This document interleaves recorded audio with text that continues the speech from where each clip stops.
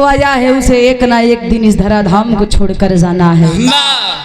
यह मृतलोक है, यहाँ पे आवागमन निरंतर लगा रहता है।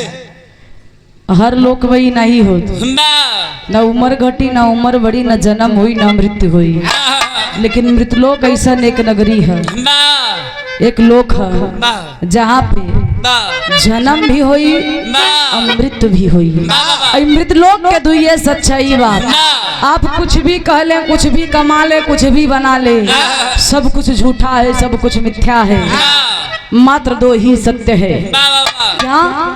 एक जीवन, दूसरा मरण। जिसका जन्म हुआ है उसे एक ना एक दिन इस दुनिया को छोड़कर जाना है। जब बच्चे की पैदाइश होती है, माँ के गर्भ से बाहर निकलता है, समझ लेना उसी दिन से उसका एक एक दिन घटने लगता है, वो मृत्यु की तरफ जाता है। यही से एक छोटा सा निर्गुण बा, फिर चाचा जी के नंबर बा।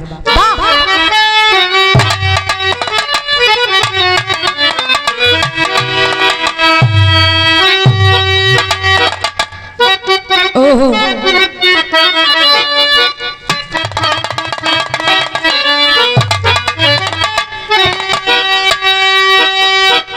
अरे अंगने में फूले फूला गेना माया नदी। अरे अंगने में फूले फूला गेना माया नदी। बजेला बधाइया तुम्हारा पे।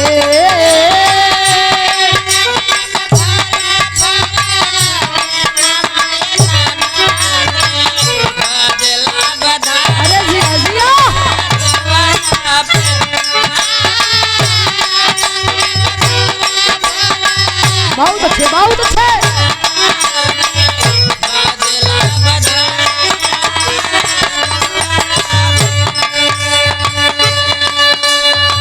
लेकिन ये पंचो दुनिया की सच्चाई बताने चल रही हूँ।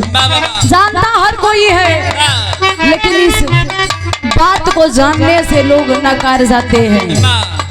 क्यों? क्योंकि इस दुनिया में जो जन्म लेता है, कम ही लोग हैं जो इस माया में नहीं फंसते। अधिकतर लोग जन्म के बाद बच्चा जब धरती पे पांव रखता है तो माया में लिपट जाता है। और हमारे गार्जियन हैं बिरहा कलाकारों के, आप शुभचिंतक हैं, आदरणीय। हाँ, हमारे धर्म के गार्जियन श्री प्रमोद कोटेदार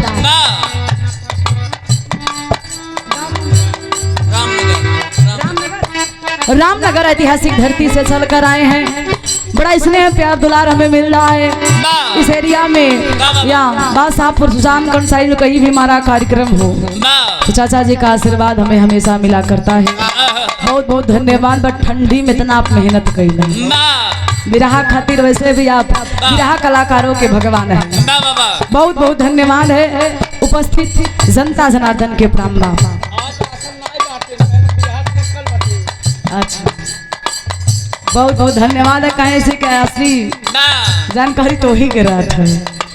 लेकिन कवि जी लिखते हैं दुनिया की सच्चाई क्या है, कैसे?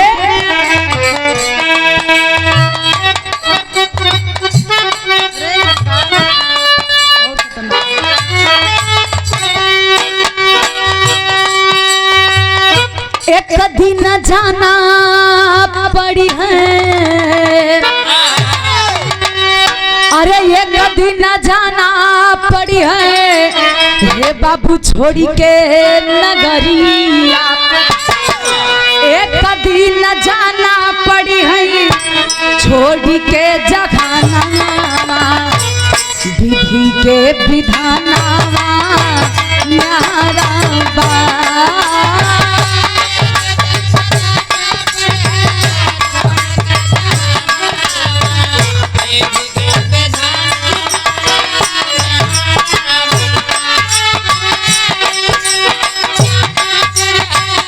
अरे जिया जिया,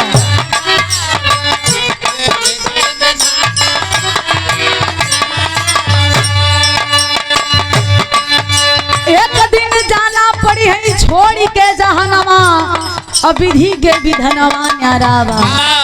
दरोगा भैया धरिए तो लेट रहा था, बढ़िया रहा था कि दूर वाले बिरहाम तो सही टाइम पे पहुंच जाता।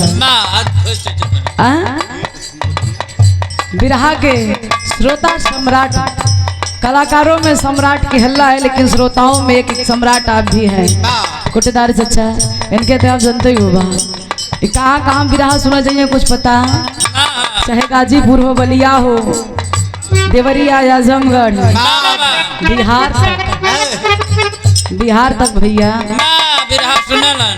बहुत बहुत धन्यवाद हम दरोगा भैया के। आज छूट गई।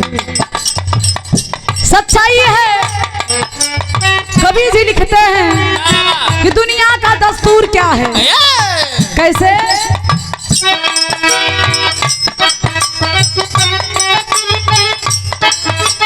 क्या बात है। दुनिया में एक भारी दस्तूर हो,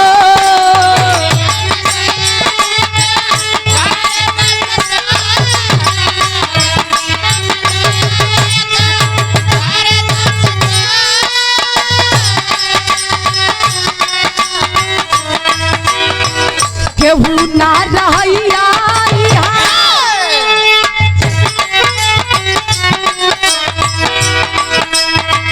केहू ना रहिया जाई के जरूर हो।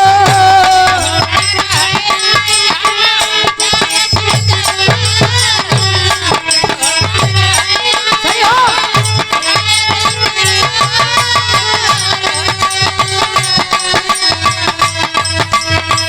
राजा रंग का छोरा चोहा,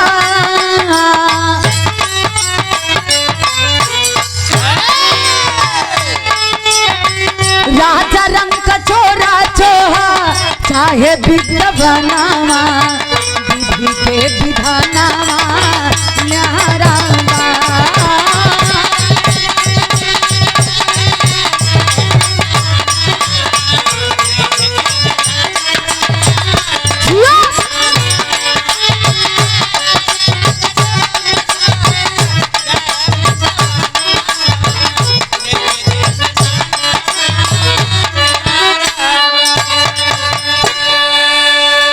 राजा रंग का चोर चो चाहे विद्वनवा, अब विधि के विधनवा न्यारावा। वो चाहे विद्वान हो, चाहे राजा हो, चाहे रंग हो। नाम बताओ चाचा अपन। मनोज कुमार शाहपुर लोला जी। श्री मनोज कुमार शाहपुर लोना हजूरा, जहाँ बिरहा होता है। ऐतिहासिक दंगल हुआ करता है। आपके द्वारा ये 51 रुपए का आशीर्वाद दे के सम्मान किया गया। इस निर्गुण के भाव पे बहुत बहुत प्रणाम। उपस्थित जनता जनार्दन के स्वर में पहले की प्रणाम हो, आशीर्वाद की प्रतीक्षा बा। इस दुनिया में चाहे राजा हो जाओ आप, चाहे रंक हो, चाहे विद्वान हो जाइए, लेकिन सबके लिए नियम बराबर है। एक राजा के लिए भी वही स्थान है, एक रंक के लिए भी अंतिम समय में वही स्थान है। जहाँ पे घाट पे जलाया जाता है, अंतिम संस्कार किया जाता है, वो सब के लिए बराबर है। एक अनाइबा के विद्वान हुआ, राजा हुआ, बड़ा हुआ, तो सोने के लकड़ी से जलावल जाइए, लकड़िया वही रही। कवि जी लिखत हुआ नौरा के काम जियो जियो।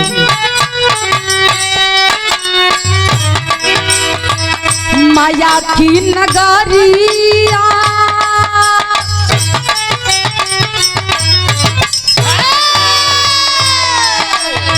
माया की नगरिया में लागल बाजार हो।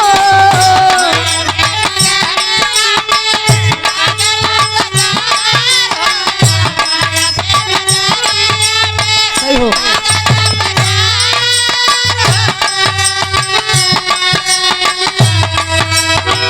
कुछ ताई ना बद मिले, कुछ ना उधार हो।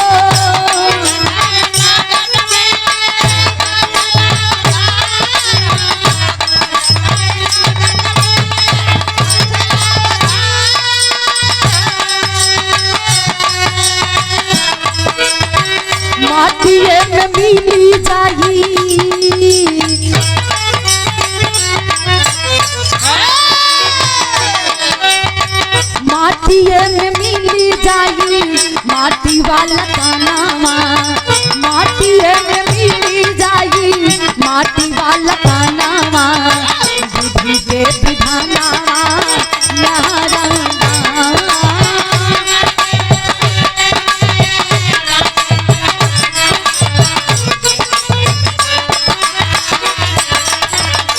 जियो जियो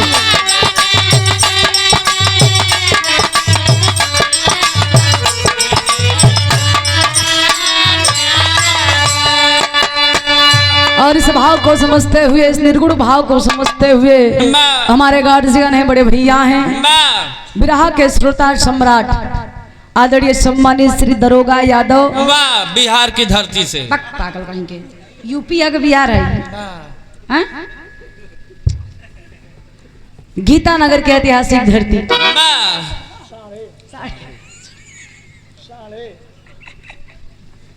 साढ़े की ऐतिहासिक धरती से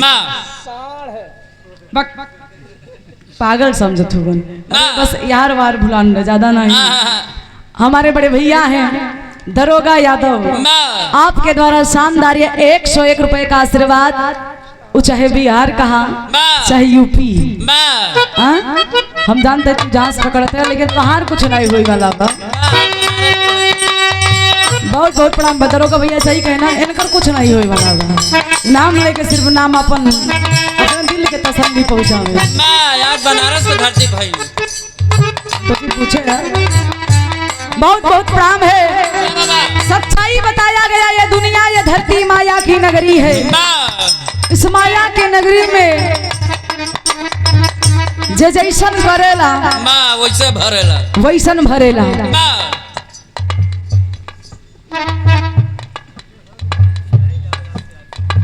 हमरे रेंजर चाचा के भांजी प्रयागराज इलाहाबाद की धरती से चलकर आई हैं हमारी बड़ी बहन है आपके द्वारा ये 51 रुपए का आशीर्वाद बहुत बहुत प्रणाम माई बहन के बार बार पहले की प्रणाम हो आशीर्वाद के प्रतीक्षा बा उपस्थित जनता जनार्दन के प्रणाम बा दुनिया में लोग कहते हैं कि देखा फलनमा दूसरे के मूड़ी काट के 4 तल्ला मकान बनाई ले बा वो बहुत दिन तक ना रही भैया जैसे दुकान पे किराना के दुकान पर जाए के सामान खरीदवा तो हर पहचान अच्छी रही कहीं आज रहे तो कल पैसवा देवे करिए नगद उधार हो ही जाए चलत रहा लेकिन लेन देन में कोनो समझौता सामान लेके आई जब उधारी कर देबा लेकिन 4 दिन बाद तो कब भरई के वैसे इंसान भी बाबूजी गलत कर्म करता है भले उसे फल तुरंत ना मिले लेकिन कुछ दिन के बाद इसी धरती पे भोग कर जाना पड़ता है जो सब कहिए अब की जन्म नहीं अगले जन्म में भोगवा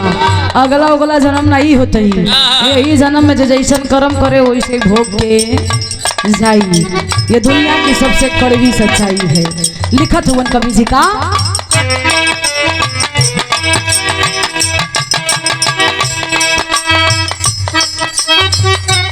क्या बात है खासकर आज के दौर में इंसान के शरीर के कोनो ठिकान नहीं बा अबे ठीक ठाक बड़ा आए दिन सुले के पेड़ तक फलाने के एक्सीडेंट हो गई हार्ट अटैक आ गई इस शरीर के भरोसा नहीं बा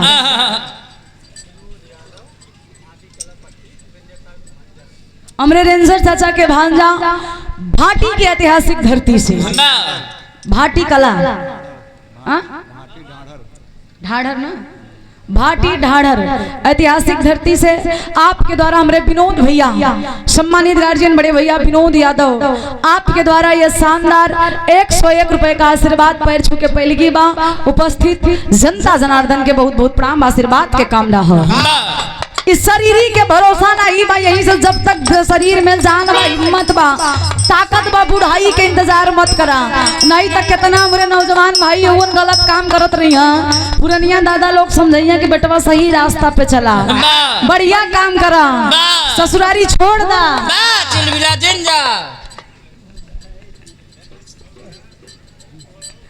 घरे दुआरे रहा माई बाप के सेवा करा कहीं बाबू का बिना मतलब के बोला था अब जवानी बनाया नया खून है जब बुढ़ाई आई तब तोरी गिनाई राम राम तब राम नहीं निकलत जब मुँह में दांत न रही तो राम नहीं लाम लाम निकली राम दूर ही रहा यही से जब तक शरीरी में हिम्मत व ताकत बा तब तक भगवान के भक्ति भजन कैला। जरूरी नहीं बा कि काली के पूजा, दुर्गा के पूजा, शंकर के पूजा, ईश्वर एक है। किसी एक को मानकर आप पूजा करिए। दिन में एक बार भक्ति भजन करने से मन की अशुद्धियां दूर होती है। कवि जी लिखत हुए और खासकर धरती पे असली देवी देवता जान हुआ के हाँ माता पिता। आप अगर भगवान को नहीं मानते किसी मंदिर मत जाइए, किसी मस्जिद मत जाइए, किसी देवालय मत जाइए, किसी शिवालय मत जाइए। घर ही मंदिर है, घर ही मस्जिद है, घर ही दिवालय है, घर ही शिवालय है। जिसने माँ बाप की सेवा कर लिया उसे कहीं जाने की जरूरत नहीं है।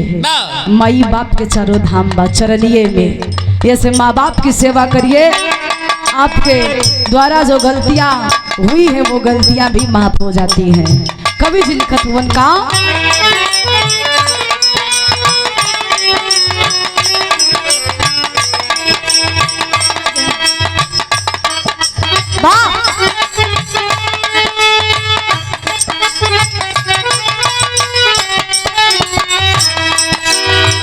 जिंदगी के नाही बाटे कहबनो ठिकान हो।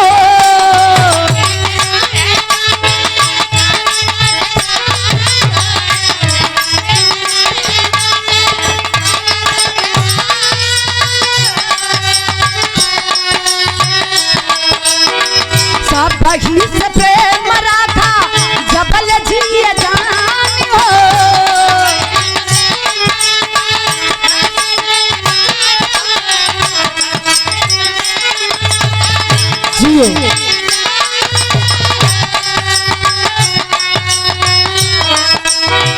अंत की समैया पानी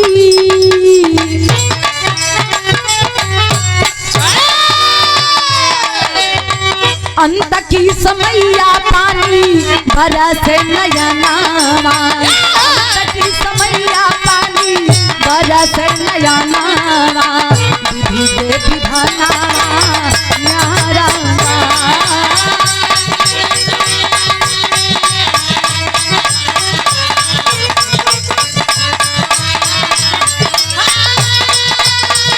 जियो जियो।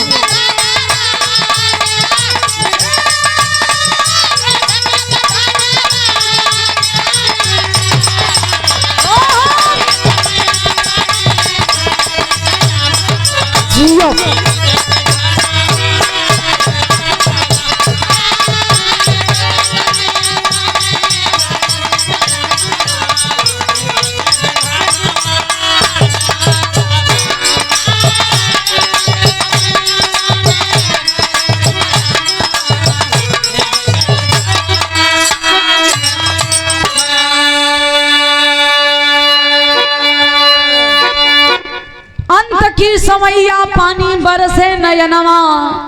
विधि के विधनवा न्यारा बा। जब तक शरीरी में जान बतनी से धनवान हो गए भाई के कदर ना करी है, भाई के सम्मान ना करी है। और हमारे गार्जियन है, हमारे बड़े भैया हैं, बिरहा के असली श्रोता सम्राट गीतानगर साड़े के ऐतिहासिक धरती से शानदार 201 रुपया के आशीर्वाद बहुत बहुत प्रणाम है। आशीर्वाद की प्रतीक्षा बहुत बहुत धन्यवाद बा। अब फरमाइश करे तो बड़ी लाजवाब है। सातों नदिया परवा से आखिरी लाइन अंतिम लाइन के बाद भैया एक आध नदी और बढ़ा दे।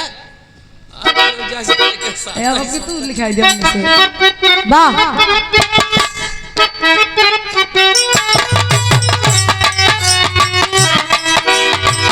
गुरुवर बिहारी गुरु का रे सके बयान हो।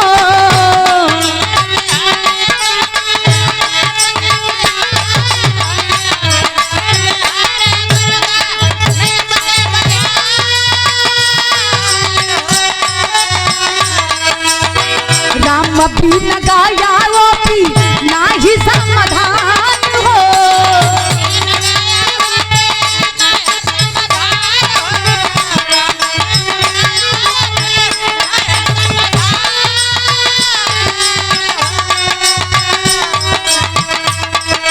ज्योति श्री राम कबीर अरे छुमई गुरु के गोड़वा अरे ज्योति श्री राम कबीर छुमई गुरु के गोड़वा विधि के विधानावा न्यारा बा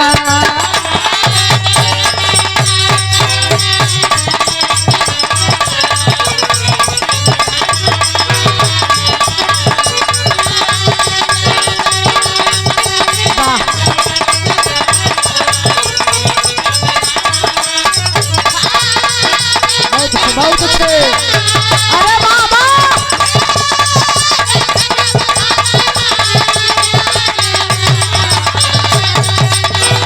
जिया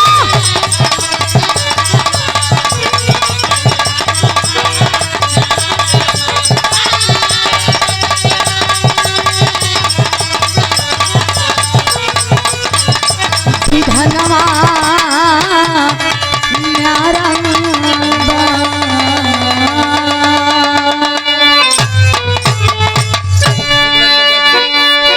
एक लाइन भैया के फरमाइश बा फिर चाचा जी के नंबर है वाह